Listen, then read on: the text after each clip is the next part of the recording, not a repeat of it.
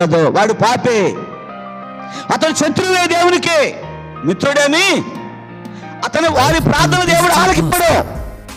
వారు మొట్టమొదటిగా చేయాల్సింది పాపులను గ్రహించి, బలహీనలను గ్రహించి, శత్రువులను గ్రహించి, పశ్చాత్తాపడి మారు మనసు పొంది నూతన జన్మ అనుభవం కలిగి బాప్తిసాన్ని, అప్పుడే వారు దేవునికి పిల్లలవుతారు.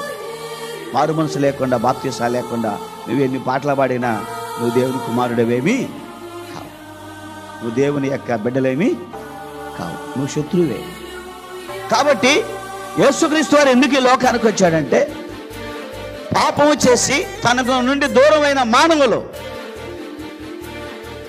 కాబట్టి దేవుడు వారి కొరకే ఈ లోకానికి వచ్చాడు. అదే సమానార్థమైన పుట్టుక, సమాధానపరచడానికే. దేవునికి మానవులకున్న ఆ వివాదము పాపమే, అవిధేయత, దుష్ట